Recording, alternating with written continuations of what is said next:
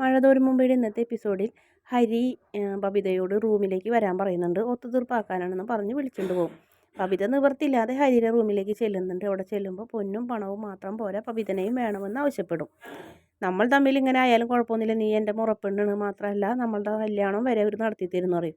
എനിക്ക് നിങ്ങളെ ഇഷ്ടമല്ല, നിങ്ങളുടെ സ്വഭാവം ശരിയല്ല എന്ന് പറയും. ഓ, നീ നല്ലവളാണല്ലേ, നിൻ്റെ ആ മുടിയനേക്കാളും നല്ലതുണ്ട് ഞാനെന്ന് പറയും. എന്തായാലും ഹരിശങ്കറിൽ നിന്നൊരു മോചനമില്ല എന്ന് മനസ്സിലാക്കും. പെട്ടെന്ന് തന്നെ ഹരിശങ്കറിൻ്റെ കയ്യിൽ നിന്ന് മൊബൈൽ തട്ടിപ്പറിച്ച് ബബിത ഓടും. താഴെ വരുമ്പോൾ അമ്മാവന്മാരൊക്കെ ഇന്ന് സംസാരിക്കുന്നുണ്ടാവുള്ളൂ. അപ്പോൾ ബബിതനൊക്കെയാണ് വിഷയം. എത്രയും പെട്ടെന്ന് കൊണ്ടാക്കി തലയിൽ നിന്ന് ബാധ്യത ഒഴിവാക്കാനാണ് അമ്മാവന്മാർ തീരുമാനിച്ചത്. അപ്പോൾ ആ സമയത്ത് ബബിത വരും. എന്താണെന്ന് ചോദിക്കും. ഒന്നുമില്ല, ഒന്നും പറയില്ല, ദേഷ്യപ്പെട്ട് കടക്കളയിലേക്ക് പോകും. പിന്നാലെ ഹരിശങ്കർ ഓടി വരുമ്പോൾ അവരെല്ലാവരും കൂടി സംശയിക്കും. എന്താടാന്ന് ചോദിക്കും. അല്ല, എൻ്റെ ഫോൺ എടുത്ത് അവൾ ഓടിയെന്ന് പറയും. നിൻ്റെ ഫോൺ അവൾ കൊണ്ടുപോയി എന്താ, നമ്പർ ലോക്കല്ലേ, പിന്നെ നീ എന്തിനാ പേടിക്കണേന്ന് ചോദിക്കും. അത് ശരിയല്ല, ഞാനത് മറന്ന്, എന്നാലും ഞാനൊന്ന് പോയി നോക്കട്ടെ എന്ന് പറയും. അങ്ങനെ ഹരിശങ്കർ അങ്ങോട്ട് ചെല്ലുമ്പോഴത്തേനും ബബിത ഫോൺ അമ്മീമേൽ വെച്ച് കുത്തി പൊട്ടിച്ച് നശിപ്പിച്ചിട്ടുണ്ടാവും. ഹരിശങ്കർ ആ കാഴ്ച കണ്ട് ഞെട്ടി നിൽക്കും. ഹരി നോക്കുമ്പോഴത്തേനും അത് ആ ചോറിലോ കഞ്ഞിലോ ഇട്ട് കഴിഞ്ഞിട്ട് അത് അങ്ങനെ തന്നെ ഇട്ട് ബബിത അവിടെ നിന്ന് പോകും. അങ്ങനെ ബബിത നീ എന്തിനേണ്ടി അവൻ്റെ ഫോൺ എടുത്തേന്ന് കമല ചോദിക്കുമെങ്കിലും ഇവിടെ ഒരു അക്ഷരം മിണ്ടാണ്ട് ബബിത തിരിച്ചു പോകും. പിന്നാലെ ഹരിശങ്കർ വരും. ഇപ്പം എന്താണ് പ്രശ്നമെന്ന് അങ്കിള് രാജീവൻ ചോദിക്കുന്നുണ്ട്.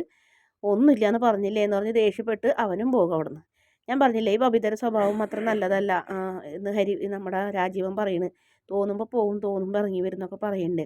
എങ്ങനെയെങ്കിലും കൊണ്ടുവിടണം എന്ന് പറഞ്ഞപ്പോൾ ഞാൻ എങ്ങനെയുണ്ടാ കൊണ്ടുവിടാം, ഞാനാണെങ്കിൽ പറഞ്ഞും വിളിച്ചും കൊണ്ടുപോകുന്നില്ലേ എന്ന് പറയും.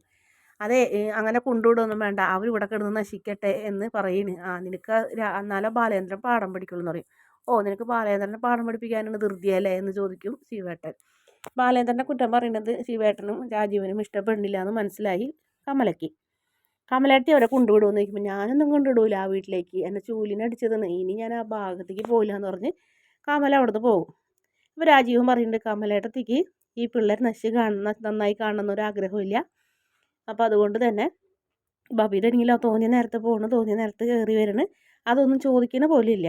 അപ്പോൾ അത് ശരിയാവില്ല, എങ്ങനെയെങ്കിലും അവിടെ കൊണ്ടുവിടണം, പിന്നെ ഇവരെ കാര്യങ്ങളൊക്കെ അലീന നോക്കിക്കോളും എന്ന് പറയും. ഇവർ സമ്മതിക്കുമോ? സമ്മതിപ്പിക്കണം. അലീന എന്തെന്നായാലും ഇവരെ ചീത്തയാവാൻ സമ്മതിക്കില്ല. അവളെ കണ്ണുണ്ടാവും ഇവരെ മേത്ത്.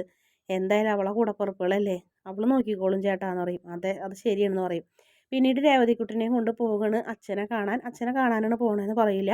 പോണ വഴിക്ക് ഫ്രൂട്ട്സും മറ്റു സാധനങ്ങളൊക്കെ മേടിച്ചിട്ടാണ് പോണത്. അവിടെ ചെല്ലുമ്പോൾ ഒരു മദ്യപിച്ച് ലക്ക് കെട്ടൊരു സ്ത്രീന് വാതിൽ തുറന്നു കൊടുക്കണം. എന്തായാലും രമേശൻ നായരുടെ മരുമകളാണത്.